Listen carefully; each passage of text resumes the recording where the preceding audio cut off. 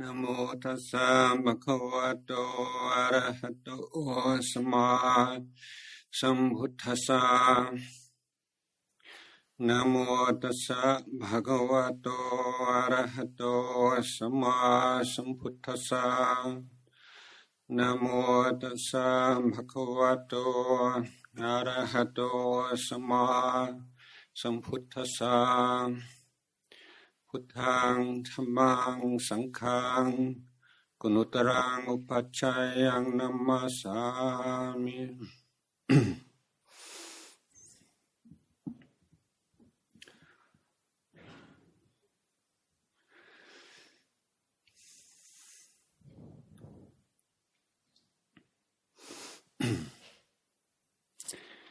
Good afternoon, everyone.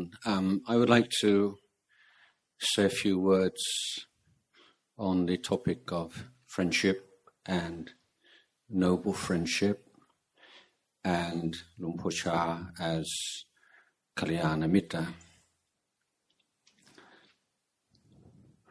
So I think it's somewhat surprising given the emphasis in Theravada Buddhism on self-reliance and creating our own refuge. The central importance given to good and noble friendship, as expressed so famously in the words of the Lord Buddha to Venerable Ananda, say not so, Ananda. Kalyana Mitta is not just half of the holy life, it's the whole of the holy life. But also, in everyday life, the importance of good friendship is to be found in the very first lines of the Mangala Sutta. To have friendship with the good and the noble, and to avoid friendship with those who drag us down, who lead to a growth of defilements in our hearts. So in so many areas of life, the Buddha gave us this very useful standard when we decide to what degree we commit to a friendship, a relationship, an endeavor of any kind, and we determine whether overall there is a growth or a decrease in kusala dhammas, a growth or a decrease in akusala dhammas. And friendship is a clear example, an area of life in which we can use this principle. So I think we all know, we all have friends perhaps who are overall like really nice people, maybe people we've known since we were kids. And yet when we get together, there's this kind of toxic chemical reaction takes place. And we find it's easier to do unskillful things that alone we perhaps would not have done. We find it easier and almost natural to speak in unskillful ways. We find ourselves thinking in mean and unskillful ways. And we have to conclude, probably rather reluctantly, that as much as we love this person, or as much as we feel some affection towards this person, then here's what we call a bhapa mitta, is someone whose company is not good for us. On the other hand, we all have friends, and I hope many of those of you in long-term relationships, marriages, can say this about your spouses, that they bring out the good in you, that you find it easier to do good things, easier, more natural to speak about good things. You find good thoughts, wholesome thoughts in your mind, and you conclude that I don't really know that alone or without the presence of this person in my life, whether I would be able to act as well as this, or whether I would be able to speak as well as this, or to have these kinds of thoughts, to have made this kind of merit, to accumulated this kind of barami. So this is the kind of friendship that I think we all seek and we all hope to find in our lives. And this friendship is taken to an even higher level in the case of the spiritual friend. We call the Kalyana Mitta par excellence, the figures such as Ajahn Chah. So in my studies of Buddhism before I became a monk, which were admittedly rather superficial, but I was not inspired by the model of a spiritual teacher as a guru or as a God figure. I was much inspired by the idea of a teacher who kept the same rules, had the same standard of sila as all of his disciples. I felt a system in which there was no conception of a kind of a crazy wisdom in which the enlightened being could not be held accountable for his actions or not held responsible in the way that a normal person or an unenlightened person could be for acts which would otherwise be criticized or considered immoral. So the idea that a great master, an arahant even, should keep all of the rules of the Vinaya in exactly the way that a young monk of a few days, a few months, a few pansas would. For me, this seemed to be to form the backbone of a training that I could trust and that I could commit my life to.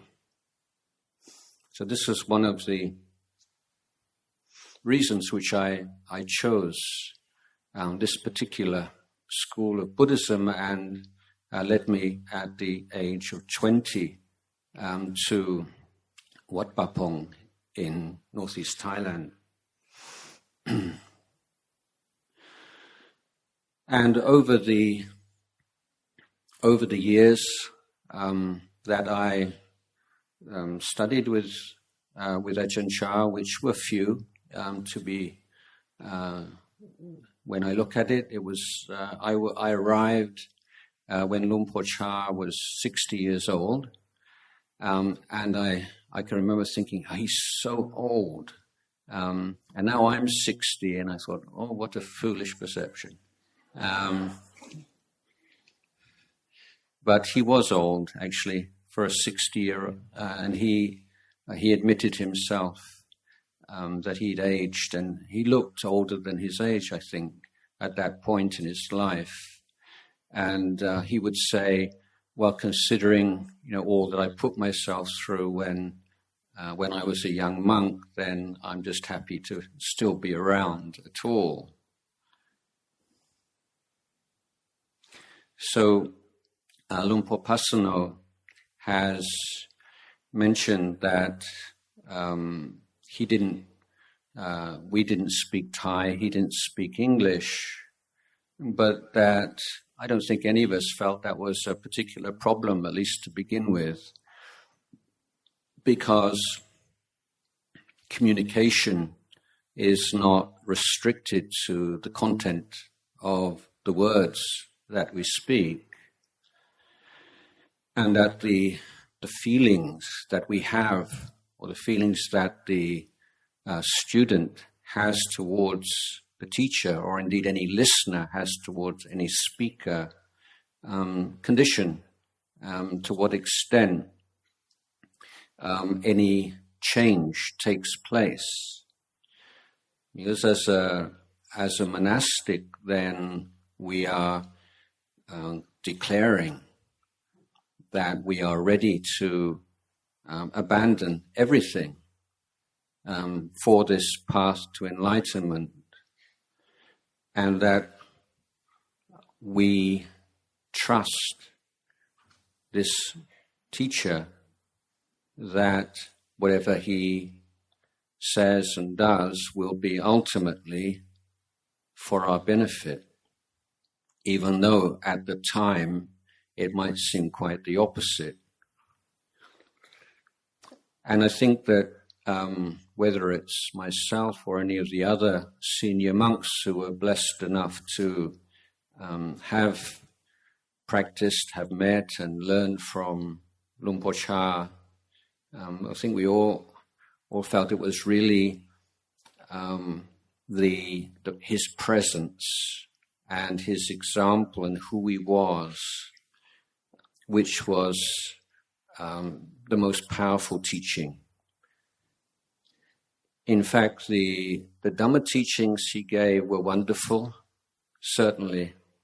But unlike many of our Thai friends and fellow Thai monks and novices, most of us had done quite a lot of reading before we arrived.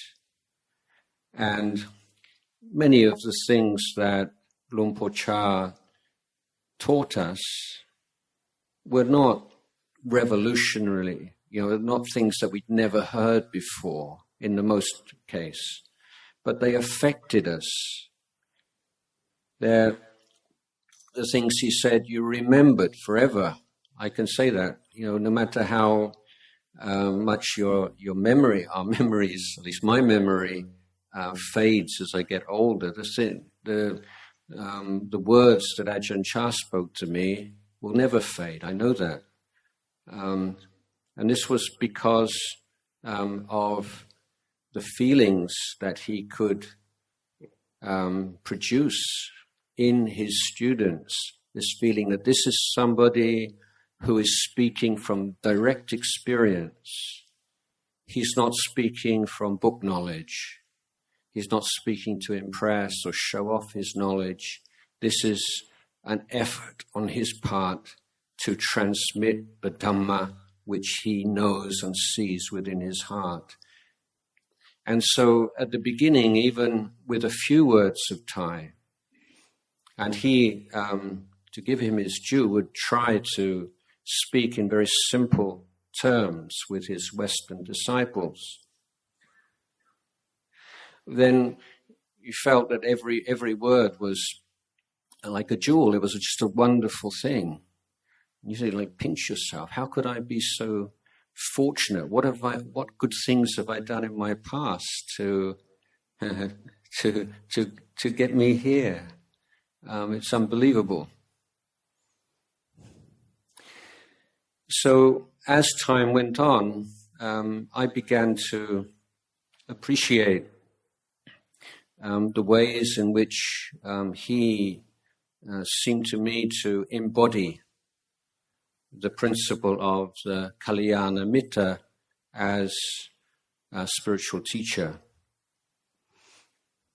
And so in one of the suttas, the Buddha gives us a list of the qualities of the Kalyana Mitta, the true Kalyana Mitta. And when I read this, it's just like he's talking about Luang Por Chah. So the first quality is that the teacher, the Kalyana Mitta, inspires love and affection. You want to be around him. You want to be close to him. And in the old days he would sit under his kuti at night and be chatting to the monks, and sometimes in a more informal way, sometimes telling stories, sometimes teaching in a more the monks' discipline. And everybody would be sitting there and nobody wanted to leave, even if you were tired and it was 11 o'clock at 12 o'clock at night. Basically, you wouldn't leave until you were kicked out, and you just wanted it to last forever. There's this sense that you just feel totally bereft when you left his presence. So this is not to say this is like a criteria of a great teacher, to say all teachers are like this. But this is one of the criteria which was very apparent in Luang Por Chah. So it's not like actually like a checklist for arahants. And in fact, Luang Por himself said, when you see noble beings, it's like different species of bird. They're like different sizes and colors and make different sounds, but they're all basically birds. And so you have charismatic arahants like Ajahn Chah, and then yes, you can have grumpy arahants as well, and it's going to have like voluble, articulate arahants and rather shy and inarticulate arahants.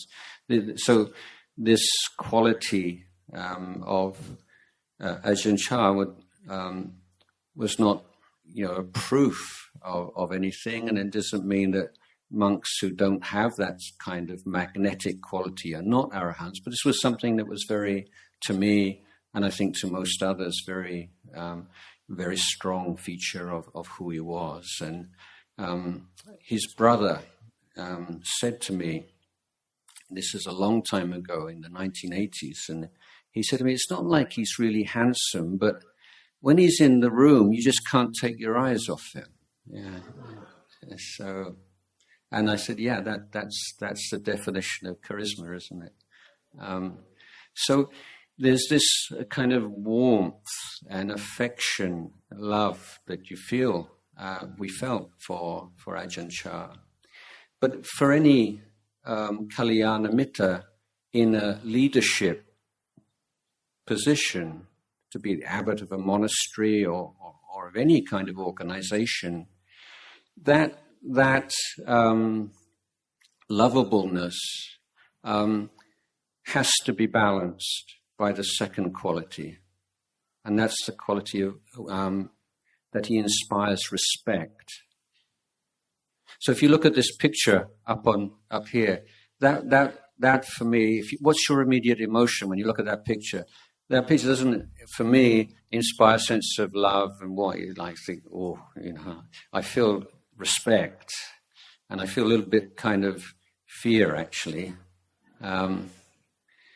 So, excuse me, speaking about myself again, but I had this personality. I can't remember ever being afraid of another human being. I mean, I've been afraid of physical violence when I was a teenager and going to football matches and things like that, but not of ever afraid of any authority figure. And yet I found myself really afraid of Ajahn Chah.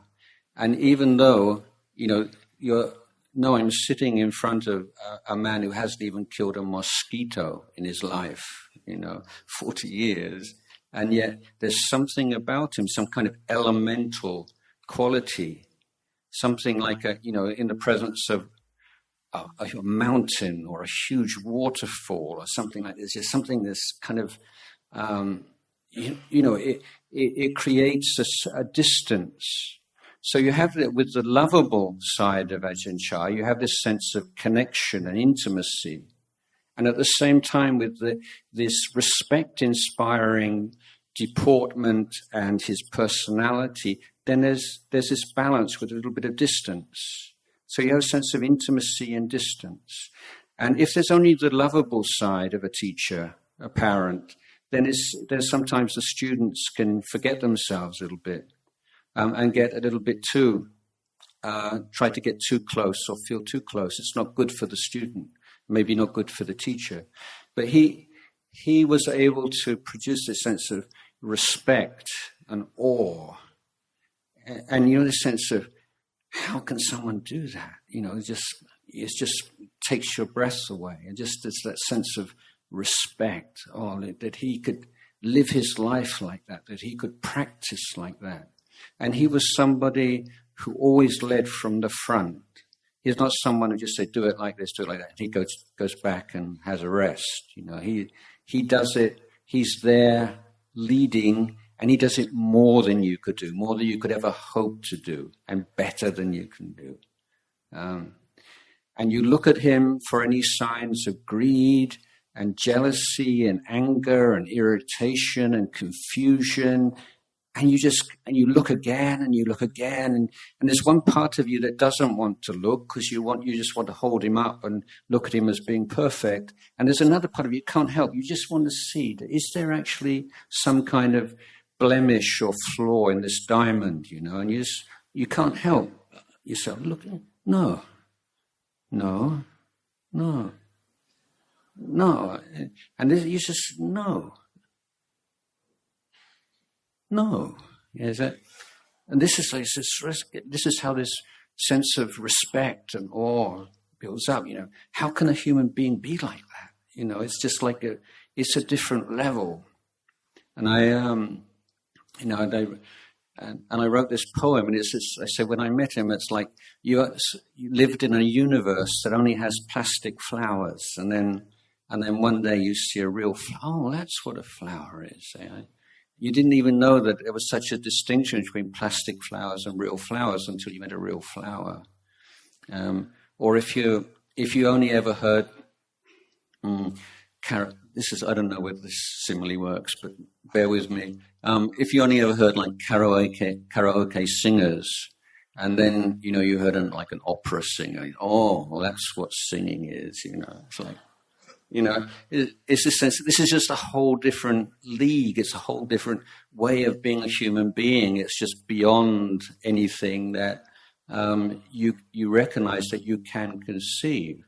So this is the kind of feelings that of respect, and he's a leader, and just in so many areas in terms of, I mentioned before, in his practice of the Vinaya, you get a bit older, and like me, a bit sloppy in this and sloppy in that. No, he was always, his robe was always beautifully rolled, and he was always a model of decorum and correctness in his posture and his movement, and his sitting down and his getting up, and it's just respect. And the more that you try to practice, and the more you realize how tough it is and how difficult it is to deal with defilements, and how beautiful and how noble the Kusala Dhammas are, and then you see in him this freedom from these Akusala Dhammas, and the beauty of the Kusala Dhammas in him is like a vessel for Kusala Dhammas. That is this sense of great respect. And the next quality is that he inspires you to emulate him.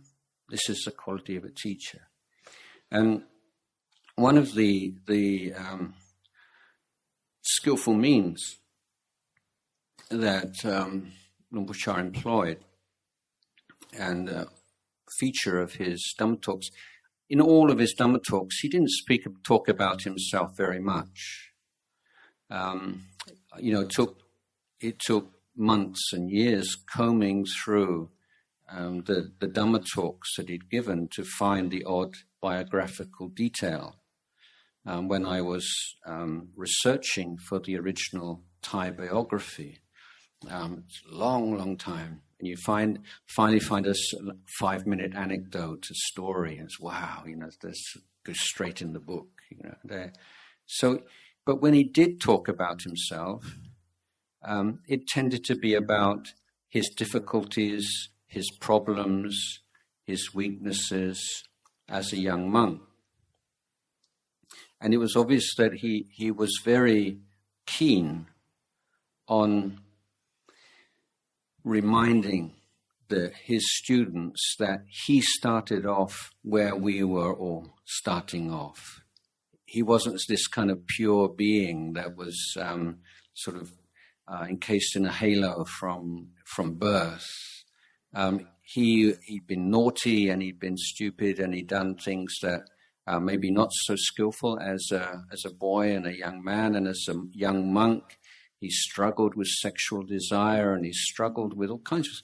But his message was not that I'm a special figure who has just so much barami and just look up to me and bow. His thing was, look, I've been all through all these things that you're going through, and you may not think that there's an end to them, but there is.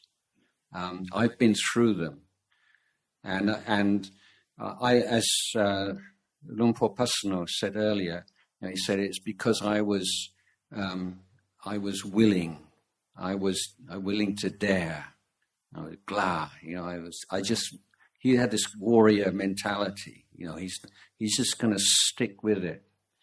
And he said this willing to bear with the ups and downs, the vicissitudes of practice, and just keep consistent practice and working away at it, and being patient and being diligent and never giving in to doubts and indecision. He said, this is what kept him going, and eventually this kind of vigor and commitment and integrity and sincerity together, combined with the practice of mindfulness and the power of samadhi, resulted in this maturity that allowed a liberating wisdom to appear in his mind.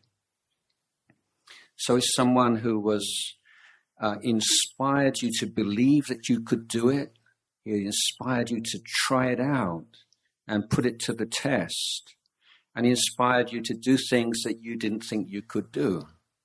And this is, I think, the sign of a teacher. It takes you beyond the limitations that you create for yourself out of your own fears and self-doubt, and say, yeah, you can do this. Really, you can. So he was great. This is the fourth quality. He's a great communicator. Even when you don't speak his language, he doesn't speak your language. He's communicating something that you never forget. But of course, some of you may be familiar when he was, well, how do you teach all these Westerners? Do you speak English? Do you speak Japanese? Do you speak German? And he said, no. And how do you teach all these people? And he said, your house, do you have cows? Yes. Do you have buffaloes? Yes. Do you have chickens? Yes. Do you have dogs? Yes. Well, do you speak cow language? Do you speak buffalo language? And I say, no. He said, well, yeah. Well, how? That's how, these Westerners, he says, just like water buffalo. You put a ring through the nose and you just pull them this way and you pull them that way. They sooner or later they get the hang of it. So it's like it's not teaching like teaching on a university course. It's training, and the teaching in terms of the content is one part of that for sure. But it's the training. And it's that making you suffer. That's the most compassionate thing you can do when you have certain safeguards and moral standards which are fixed in stone, and then you make people suffer so that they can see that suffering is caused by samudaya. You can only see suffering as like a stream. You can only see it when you go against the stream. If you're flowing along with the stream, can you tell how fast the stream is? No, but you can soon tell when you go against the stream. So this was a principle of the way he trained people, and he communicated not just verbally, but in the way that he created his monastery, the training that he created. These were all speaking to you. These are all communicating the path of practice. Look right now, like Luang Por was saying, like, is this suffering? Yeah, it is. Well, why? Well, if I'm suffering, then there must be Kama tanha, Bhava tanha, Vibhava tanha. There must be ignorance. Where is that? What's going on here? So this is this call to look and to learn and to observe from your experience in your day-to-day life. And he said, I can't speak all these foreign languages, but I can speak the language of civil servants, I can speak the language of soldiers, I can speak the language of rice farmers, I can speak so many languages. So he had this ability to adapt his teaching to the level of knowledge and the interests and the backgrounds of the people that he spoke to, and to the individual personalities and dispositions of the people he spoke to in a most wonderful way. And many of us remember being astounded how he could be sitting with many different groups at the same time and be switching from one to the other effortlessly, and changing the language, even the language between Central Thai and Northeastern dialect, and the tone and the similes and the metaphors and the feeling, and just it's quite wonderful to see how he could do that in such a spontaneous way. So how was he able to do that? Because he had realized this, and so it was an application of something. It's just a flowing out of something that was there naturally. And he said, if the Dhamma is speaking from in your heart, it's like a stream that never runs dry. But if you're speaking from memory, then you have periods where you can't speak, or you become self-conscious, or it doesn't work. But when there is that contact with the Dhamma, and then there's just this effortless flow, and you could see that in him so clearly. So the next quality is patient. He's patient. In the sutta, it speaks specifically of patience towards the speech of students. But I think we can include this, like the emotions and the perceptions. And as a teacher, people are projecting so many different things onto you all of the time. Some of them more accurate than others. There are expectations and hopes and fears, and it's quite tiring and exhausting. And as a leader of any kind, of a teacher, then you're always seeing much more of the picture. Like someone on the top of a mountain, you can see 360 degrees. Someone on the side of the mountain can only see one slice of the mountain. But we all tend to believe that our slice of the mountain is the whole mountain.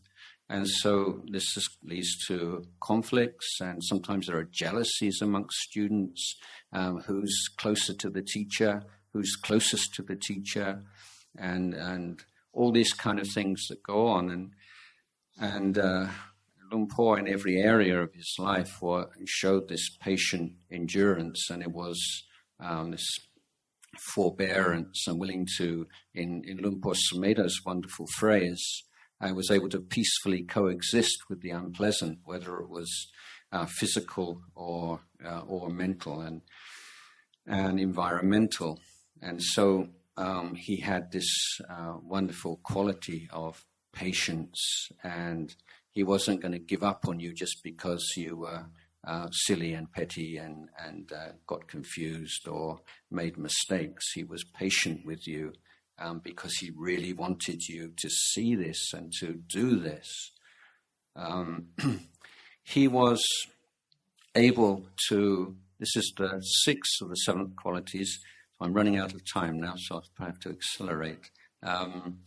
He was able to explain the most profound topics in a very simple language. So we often confuse complexity with profundity, don't we? You know, you read something, you hear something, and you say, oh, that was so profound. What you really mean is, I couldn't understand a word. But he, you know, being part of him, being a great communicator, you know, this obviously connected. He was able to take these profound topics of Dhamma and explain them in a simple way. But to quote another a Western figure, as simple as they could be explained, but no simpler. Sometimes there's this kind of making a fetish out of simple explanations, to the extent that the simple explanation doesn't do full justice to the complexity of the original, because some things are complex. You can't make every complex thing into a simple thing. But he was able to grasp the essential elements and to summarize or to point to the most important distinctions that needed to be made, and masterful use of simile and metaphor to illustrate his understanding of Dhamma. So it wasn't just that he could speak in a very simple way without using a lot of very difficult words and concepts, but that the simplicity did no harm to, did not in any way distort the profundity that he was referring to. This was his genius. Lastly, he was someone who never led his students away from the Dhamma, whether it's into distraction or into wrong views. He was never gave bad example. He never abused his power, his authority. If you think about it, if you're someone with his charisma, his personal magnetism in whatever mode of life, in whatever environment, he would have been an important person for sure. And added to or intensified by that natural power and charisma and awe-inspiring nature, he had all of the barami of the robe and of the yellow robe. And this is like powerful piece of cloth. You know, this is like 2,500 years of barami in this simple robe, and in his position as an abbot, and in his reputation as a great monk or even an arahant. Basically, he could very easily have taken advantage of anybody he wanted to, and he never did, even once, in any kind of way, even in the most trivial of ways. And this is one of the great marvels that we found in Ajahn Chah. So this isn't a kind of today a kind of academic, like even-handed presentation. This is a presentation of a fan. This is a presentation of someone who loved and respected Ajahn Chah as if he was my father, and indeed he was my father. He was my upajjhaya, and I myself and all the rest of the monks who spent time at Wat Pah Pong, you know, just feel this great sense of gratitude and joy to have had the immense good fortune to have been his disciples and to be his disciples. And we're all very happy to be able to share some of our enthusiasm with all of you today. So I'd like to end my talk at this point. Sadhu, sadhu, sadhu.